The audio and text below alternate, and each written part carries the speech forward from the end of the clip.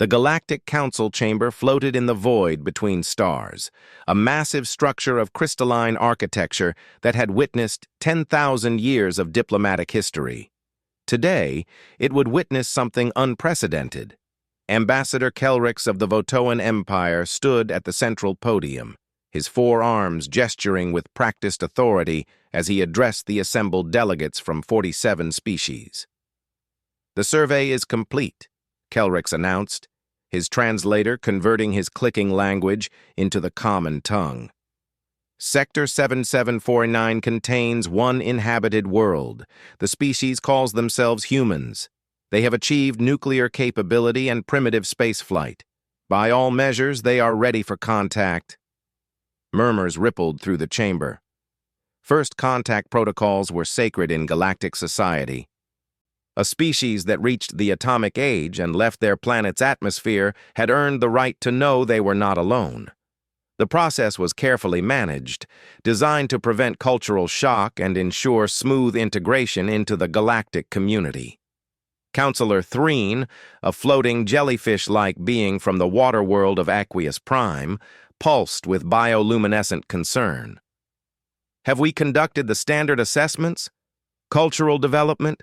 Technological trajectory? Conflict resolution capacity?" "All standard protocols have been followed," Kelrix confirmed. "The humans show remarkable diversity in culture and thought.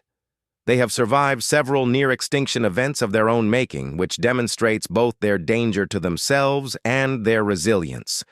Their planet, which they call Earth, orbits a yellow dwarf star in a relatively sparse region of space.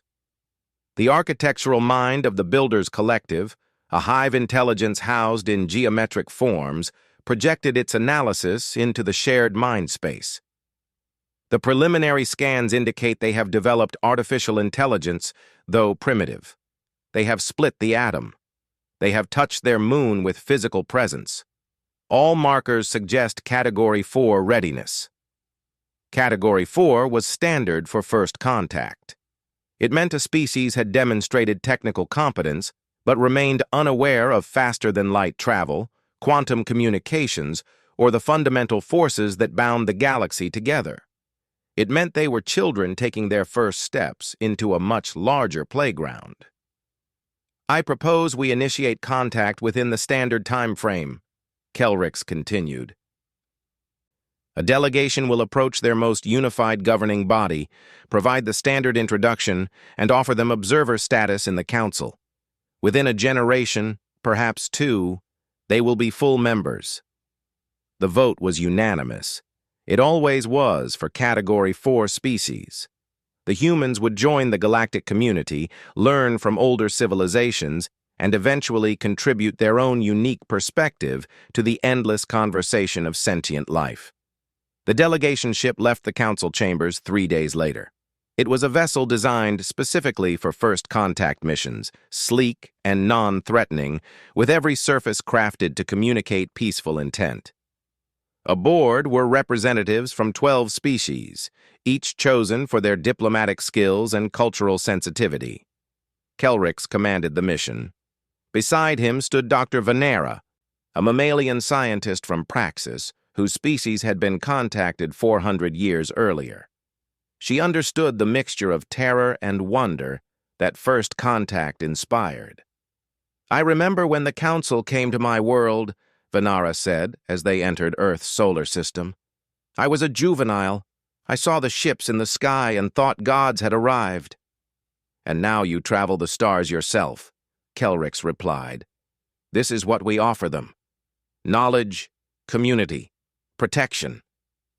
The ship glided past the gas giant the humans called Jupiter, past the red planet Mars where human robots crawled across ancient dust, and finally into orbit around Earth itself.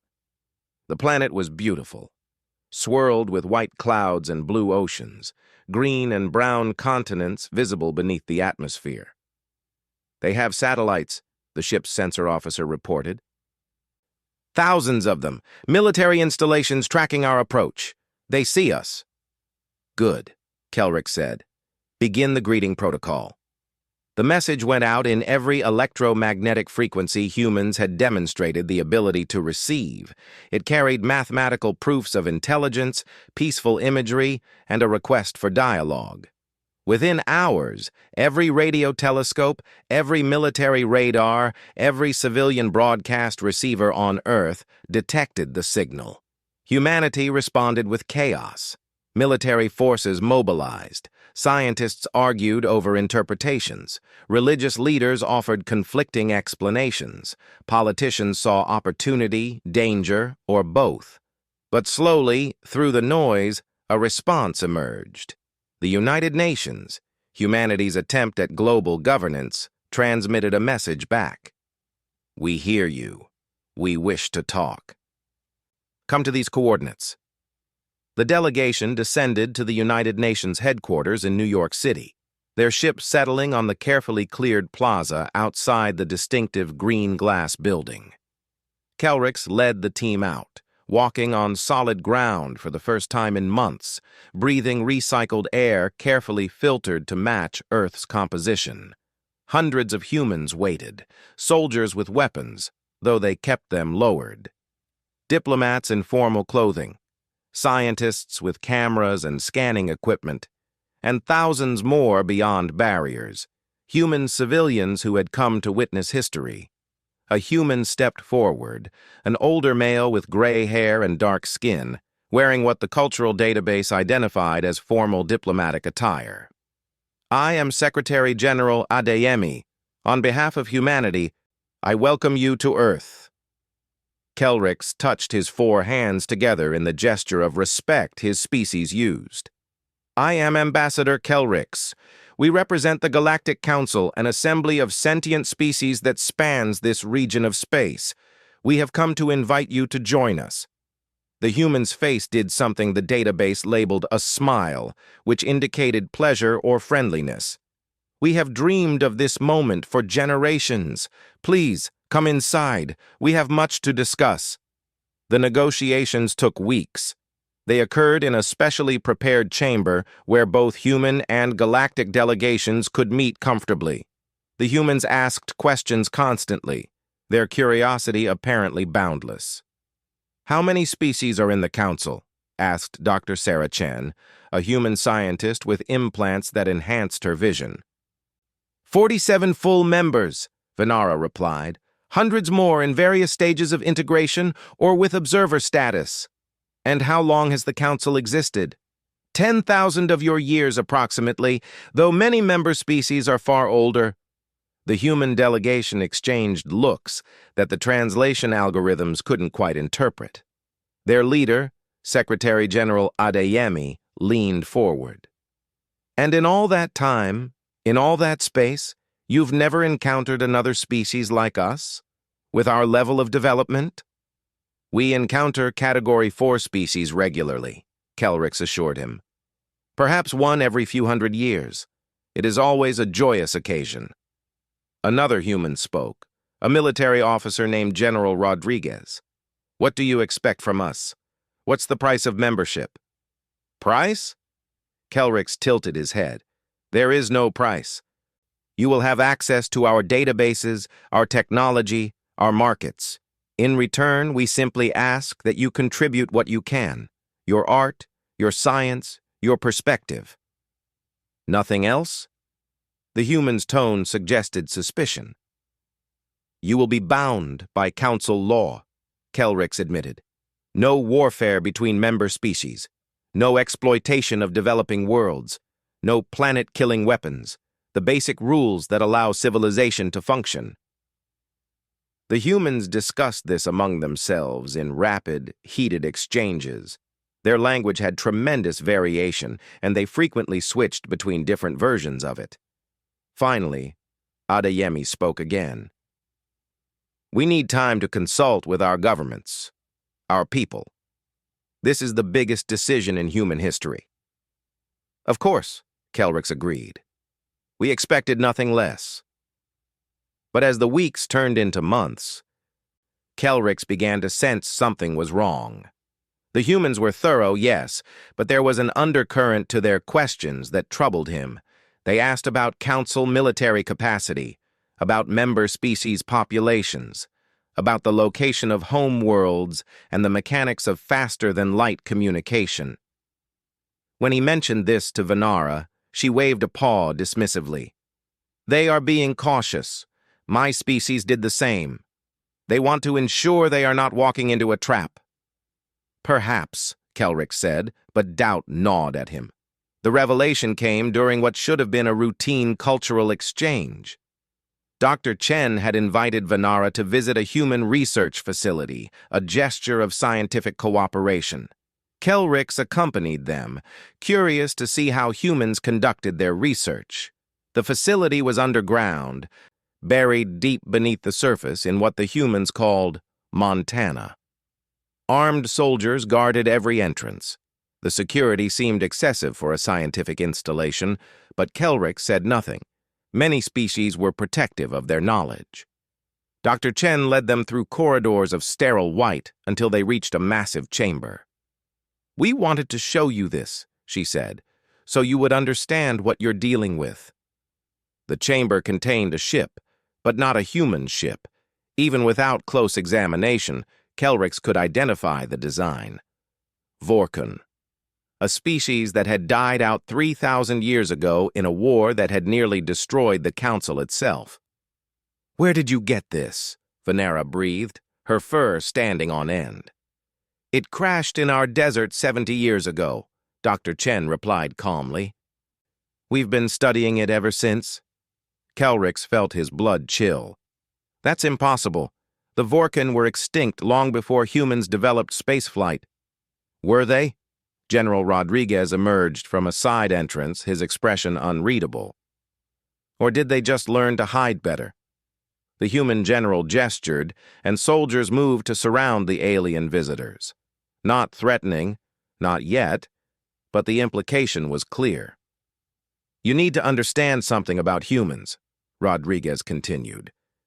We've been preparing for this moment for 70 years. Ever since that ship crashed and we realized we weren't alone. We've studied every system on board. We've reverse-engineered technologies we barely understood. We've built weapons and ships and networks, all in secret, all in preparation for the day someone came knocking. Kelricks's voice was steady despite his growing alarm. The Vorkun were monsters. They believed in conquest and domination. They are nothing like the Council. Maybe, Dr. Chen said, but they taught us an important lesson. The universe isn't empty, and it isn't safe. When you showed up in orbit, we had to decide. Were you friends, or were you Vorkun? And what did you decide? Venara asked quietly. Adeyemi entered the chamber, his face grave. We decided that trust must be earned. You say you want peace, cooperation, friendship. We want to believe you. But we've spent 70 years wondering if we were about to be invaded. You'll forgive us if we're a little cautious. Kelricks felt the situation spiraling. This wasn't how first contact was supposed to proceed. Category 4. Species were supposed to be overwhelmed, grateful, eager. They weren't supposed to have secret weapons and hidden agendas. What do you want? He asked. Verification, Adeyemi replied. You've told us about the Council, about galactic civilization. Now we need to see it for ourselves. We want to send our own observers, our own scientists. We want to visit other worlds, talk to other species, see the evidence with our own eyes. That's not protocol, Kelricks protested. Then change the protocol, Rodriguez said flatly. Because humanity doesn't join organizations without doing due diligence. We've learned that lesson the hard way in our own history. The standoff lasted for hours.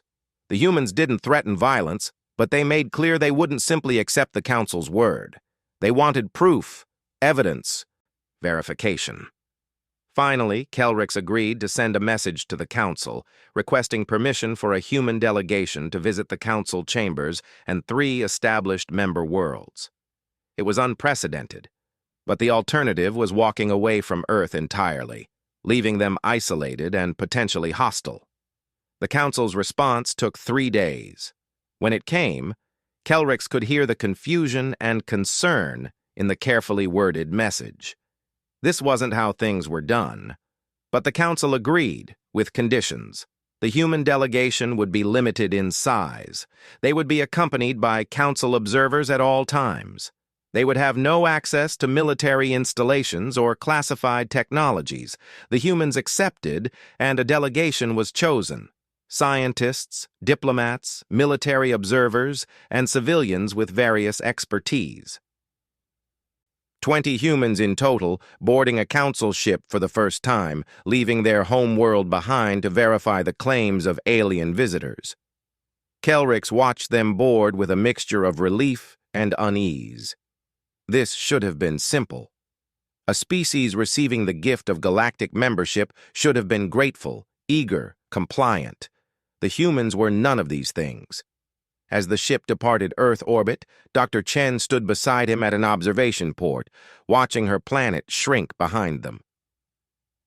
"You're confused," she said. "You thought we would be different." "All Category 4 species are similar," Kelrix replied. "They have certain technological markers, certain social developments. They react to contact in predictable ways." "Let me guess," Dr. Chen said. "They're amazed, overwhelmed. They can't believe they're not alone. They trip over themselves to join your council and learn from the older, wiser civilizations." Kelrix said nothing, which was answer enough. "That Vorkon ship changed everything for us," Dr. Chen continued. "It taught us that space isn't empty. It taught us that we're not special. And it taught us that we need to be ready because we have no idea what's out there." She turned to look at him. "You're going to find that humans are very good at preparation." The journey to the council chambers took 8 days through faster-than-light corridors that bent space itself. The human delegation spent every waking hour studying, questioning, and analyzing everything they encountered. They dissected the ship's systems with an intensity that made the council observers uncomfortable.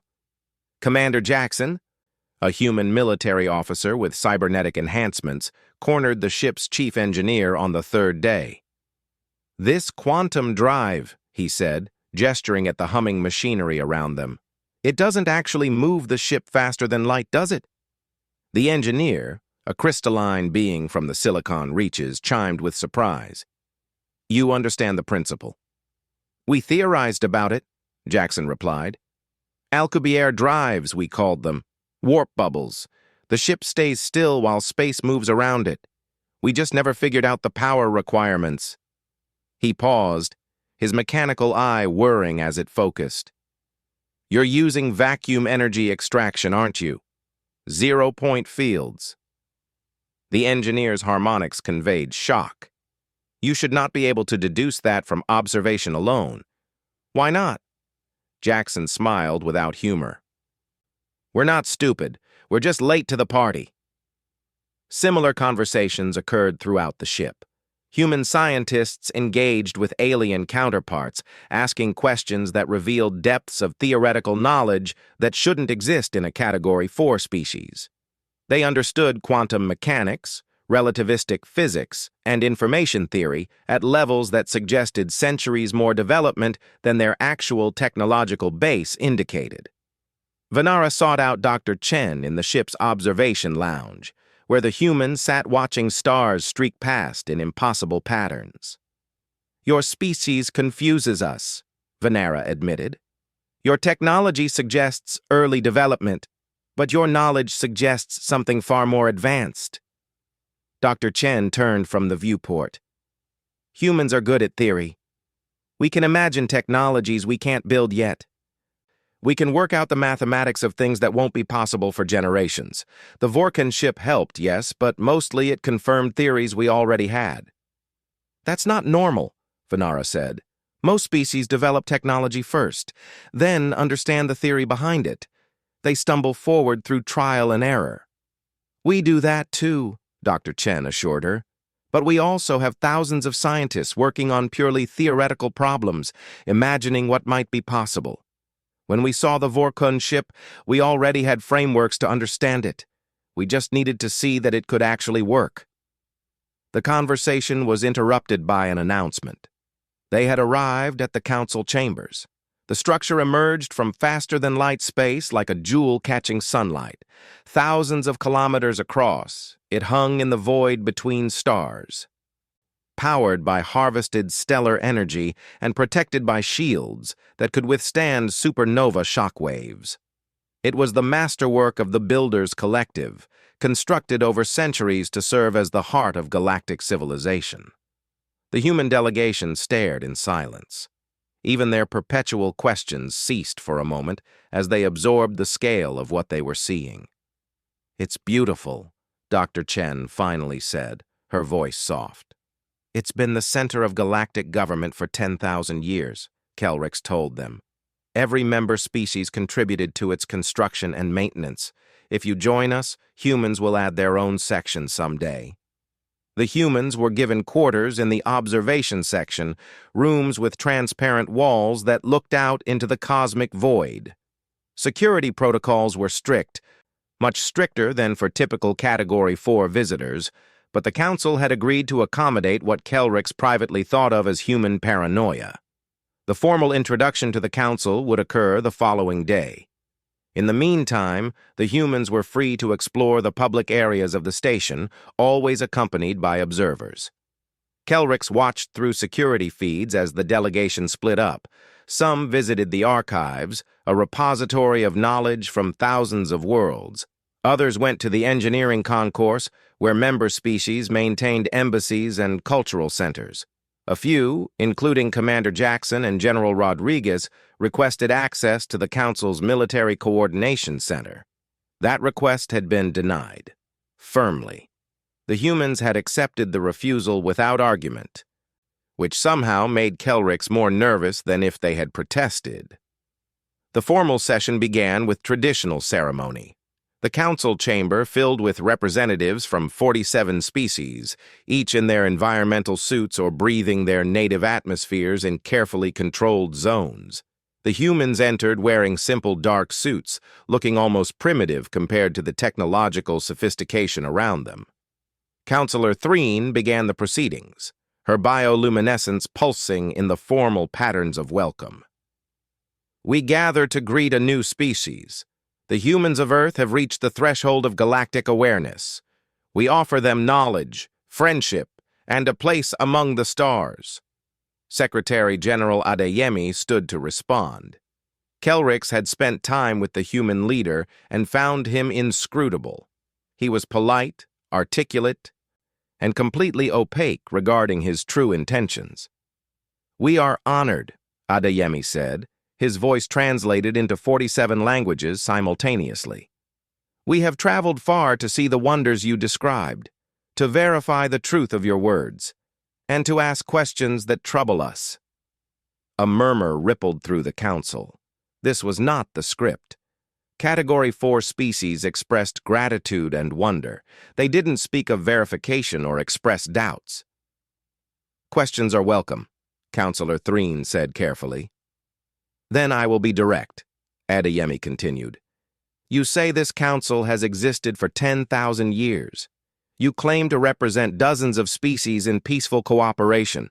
You describe a galactic civilization built on knowledge sharing and mutual respect." He paused. "We have reviewed your histories, we have studied your records, and we notice significant gaps." The architectural mind of the Builders Collective projected confusion into the shared mind space. "What gaps?" Dr. Chen stood, activating a holographic display that she had apparently prepared in advance. "The Vorkan," she said. "You told us they went extinct 3,000 years ago in a devastating war, but you never explained who they were fighting, who won, or what happened to the territories they controlled." The council chamber fell silent. It was the kind of silence that preceded storms. Kelrix felt his stomach drop. The humans had been reviewing restricted archives. How had they accessed that information? "The Vorkan War is ancient history," Counselor Threen said, her bioluminescence dimming. "A dark period we prefer not to dwell upon. History that left a warship in our solar system," Commander Jackson added, standing beside Dr. Chen. A ship that, according to your databases, shouldn't have been anywhere near Earth. The Vorkun controlled space hundreds of light years from our region. Ships travel, the Builders Collective offered. Perhaps it was damaged, lost, drifting for centuries. We don't think so, Dr. Chen said. She manipulated her display, showing technical readouts. We carbon-dated organic materials inside the ship. It crashed 73 years ago, give or take 5 years. That's roughly 2,900 years after the Vorkun supposedly went extinct. The silence deepened. Several council members were consulting their own databases now, their attention splitting between the human presentation and their private archives. There's more, General Rodriguez said, his tone matter-of-fact. We've been scanning your station since we arrived. We're very good at sensors, and we've detected power signatures that don't match the specifications you gave us. Military-grade shield generators, weapon platforms that could crack planets, defense systems that suggest you're expecting attack. The Council has enemies, Kelrick said, trying to regain control of the situation. Any civilization must defend itself. Of course, Adeyemi agreed. We understand that. What troubles us is the secrecy. You told us the galaxy was peaceful. You described the Council as a diplomatic assembly. You never mentioned that you're actually a military alliance preparing for war.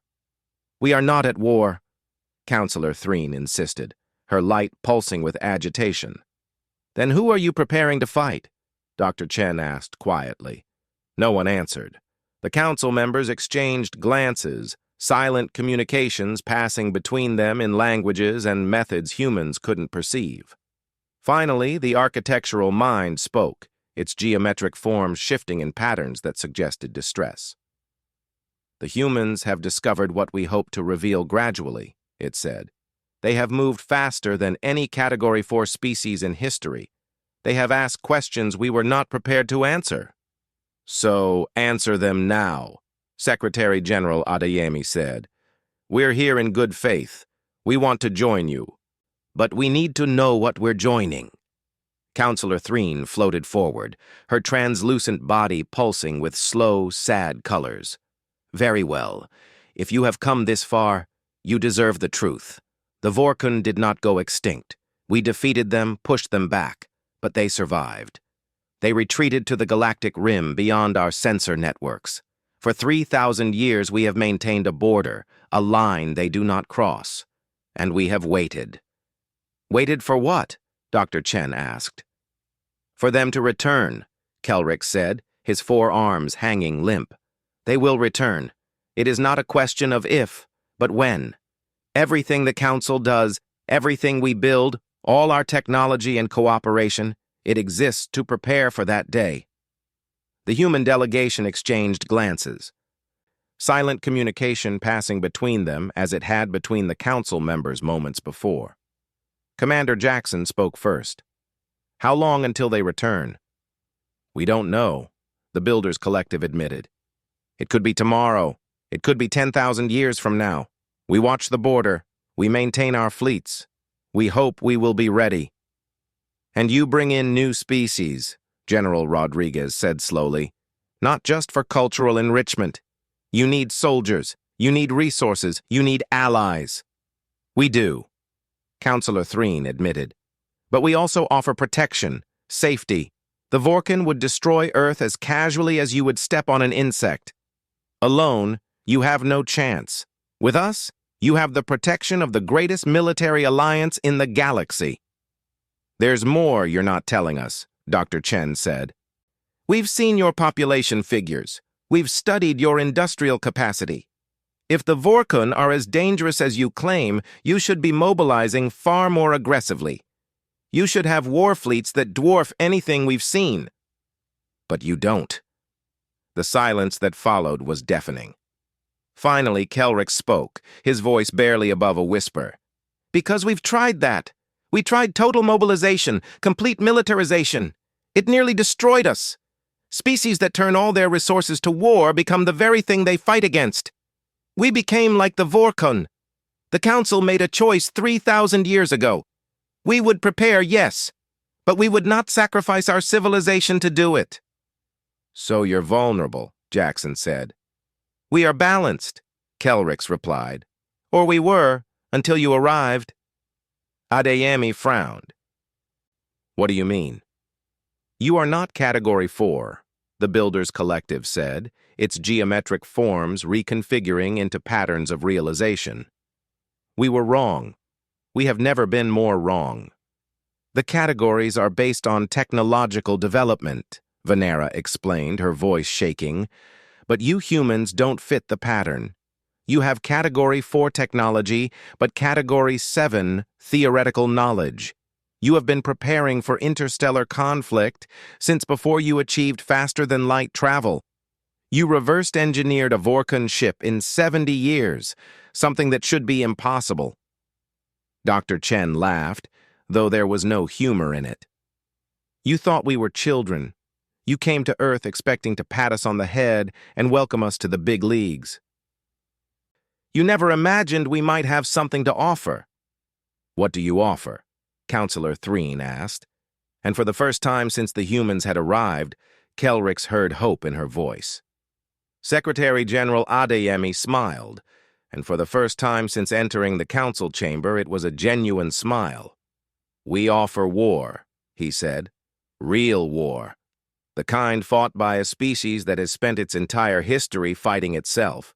We've had 2 world wars, thousands of smaller conflicts. We've developed weapons that could sterilize our own planet.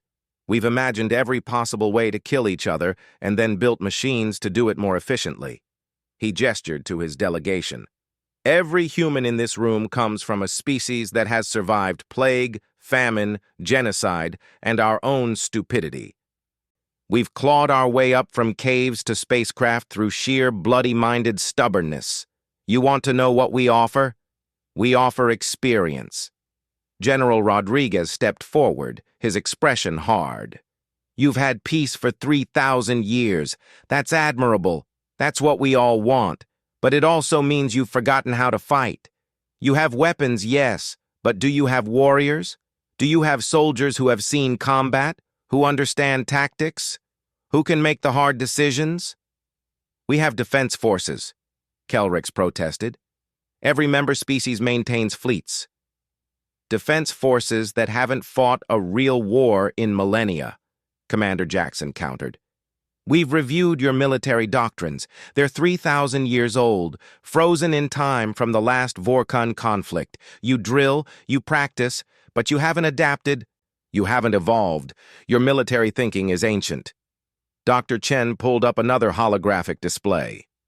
We spent the last 8 days on this ship analyzing everything we could access. Your weapons technology is incredible. Your ships are marvels. Your shields could withstand attacks we couldn't even imagine. But your tactics are predictable. Your formations are rigid. Your command structures are slow to adapt. You criticize us, Counselor Threen said, her bioluminescence flashing with anger. You who have not traveled beyond your own moon until we arrived. You who fight among yourselves like children. Yes, Adeyemi said simply. We fight among ourselves. We're very good at it. And every conflict teaches us lessons. We learn. We adapt. We innovate. You've had 3,000 years of peace to prepare for war. We've had 3,000 years of war to prepare for this moment. The council chamber erupted into chaos. Representatives from different species argued in dozens of languages, their translation systems struggling to keep up with the overlapping conversations. Some were angry, some intrigued, others openly fearful. The architectural mind of the Builders Collective projected a pattern that demanded silence. Gradually, the noise subsided.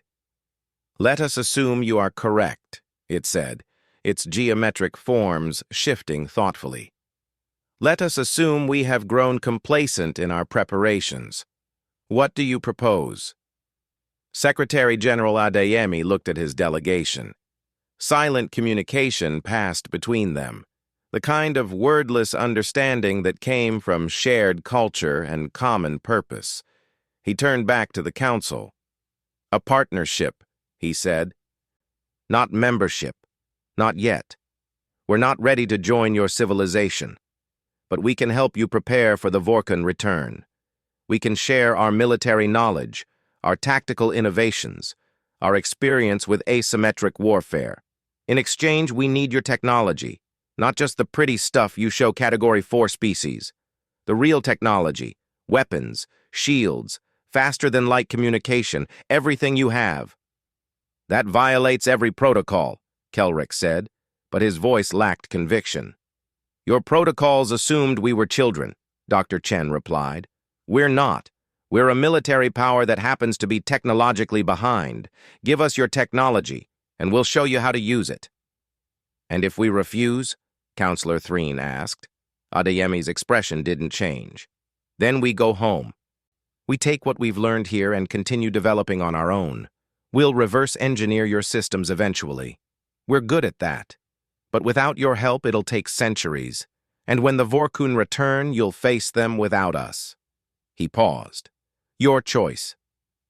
The deliberation took 3 days.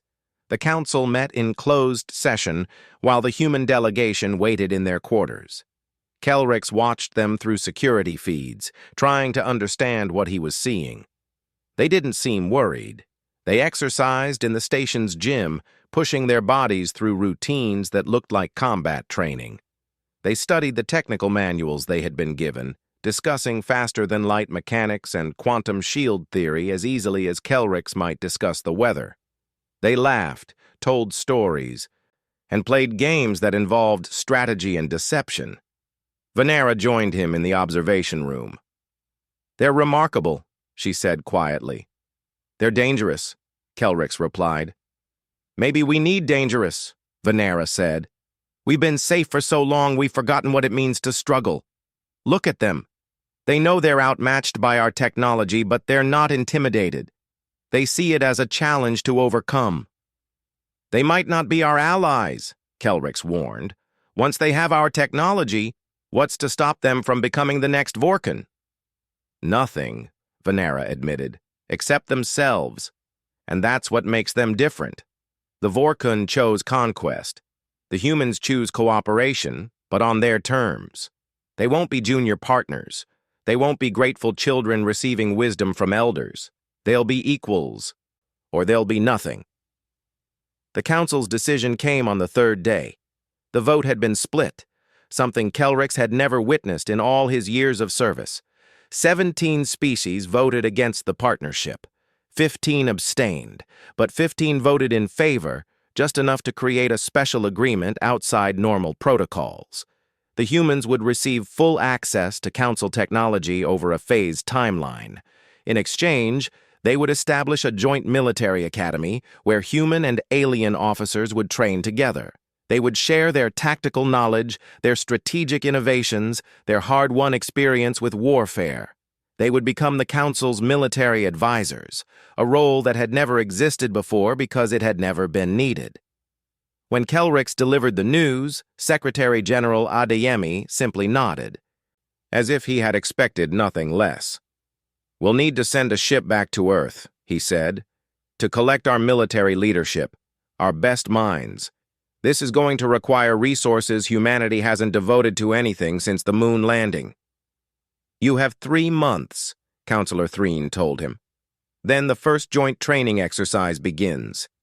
We've selected a border system, far from both our territory and Vorkun space. You'll show us what human military doctrine looks like in practice. The 3 months passed quickly. The human delegation returned to Earth aboard a council ship, accompanied by technical specialists who would help humanity accelerate its development. Kelrix remained at the council chambers, coordinating the preparations for what many were calling the human experiment. Reports from Earth were startling. Humanity had mobilized with frightening speed. Every nation contributed resources. Scientists worked around the clock to understand council technology. Military academies restructured their entire curricula around the coming joint exercises. It was as if the entire species had been waiting for this moment, preparing without knowing what they were preparing for. When the human fleet arrived at the designated system 3 months later, Kelrix barely recognized it. The ships were still human-designed, but they incorporated Council technology in ways that shouldn't have been possible. Shields flickered around hulls that had been streamlined for space combat. Weapon ports glowed with energy signatures that matched Council specifications. Most remarkably, the ships moved with a grace and coordination that suggested extensive practice. "How?"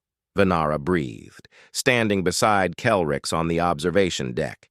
"They've only had 90 days. They've been practicing with simulation technology we gave them," Kelrix said, reviewing the reports. "Every human military officer in their fleet has logged thousands of hours in virtual combat. They've been training in accelerated time, running scenarios continuously. The joint exercise was supposed to be simple: a simulated attack on a defended position, with human and Council forces working together to repel the invaders. The Council fleet was larger, more advanced, theoretically superior in every way. The humans destroyed them in 4 hours. It started with unconventional positioning. The Council fleet arranged itself in traditional defensive formations, proven patterns that had worked for thousands of years. The human ships scattered, breaking every rule of formation flying, presenting no unified front for the attackers to target. When the simulated Vorkun fleet arrived, the Council forces engaged according to doctrine. They formed a wall of shields and overlapping fire zones, a defensive posture designed to grind down attackers through superior firepower and endurance. The human ships attacked from unexpected angles. They used asteroids for cover, something no Council captain had considered because it seemed too primitive. They coordinated attacks through quantum-entangled communications that made their response time faster than anything the Council had seen. They sacrificed pieces to gain position, trading damaged ships for strategic advantage with a ruthlessness that shocked their allies. Within 2 hours, the Council defense had been breached. Within 4, the simulated Vorkun fleet had been destroyed, and the Council forces had taken 40% casualties. The human fleet had lost 12 ships. They considered it an acceptable ratio. The debriefing was tense. Council commanders sat in stunned silence as Commander Jackson walked them through the engagement, pointing out mistakes, missed opportunities, and doctrinal rigidity that had cost them the battle. "You fought like you were conducting a parade," he said bluntly. "Pretty formations, by-the-book tactics, everything done according to ancient protocols. The Vorkun won't care about your protocols. They'll care about killing you as efficiently as possible." "Our tactics have proven effective for thousands of years," a Council admiral protested. "Against who?" General Rodriguez asked. "Pirates? Raiders? Small threats that couldn't match your firepower? You haven't fought a peer adversary since the last Vorkun War. Your doctrine is built on fighting enemies who were weaker than you. What happens when you face an enemy who's stronger?" The silence that followed was answer enough. Over the following months, the Joint Military Academy took shape. It was built on a neutral world, a moon with minimal atmosphere where human and alien officers could train together. The curriculum was revolutionary, combining Council technology with human tactical innovation. Kelrix visited the Academy 6 months after its founding. He watched human instructors teaching alien soldiers how to think asymmetrically, how to break rules creatively, how to turn disadvantages into advantages. He watched alien instructors teaching humans the intricacies of quantum mechanics, faster-than-light maneuvering, and weapons systems that could crack moons. In the simulation rooms, mixed teams ran scenarios constantly. Human creativity combined with alien technology produced results that neither could achieve alone. New tactics emerged, new strategies, new ways of thinking about warfare that synthesized thousands of years of Council knowledge with humanity's brutal recent experience. Venara found him in the observation gallery above the main training floor. "It's working," she said, wonder in her voice. "They're learning from each other."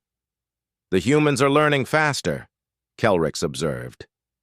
A human pilot was currently demonstrating a maneuver that used quantum tunneling to bypass shield frequencies, something that had been theoretically possible but never practically implemented until humans decided to try it. "They've had to learn fast their whole history," Venara said. "Adapt or die. It's made them flexible in ways we never had to be." On the training floor, a team completed their simulation. It was mixed. 3 humans and 4 aliens from different species, working together with seamless coordination. They had just defeated a simulated Vorkun task force using tactics that combined human guerrilla warfare concepts with Council technological advantages.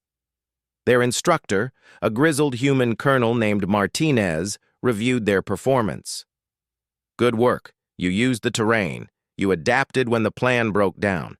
You protected each other." He paused. "But you're still thinking like this is a game.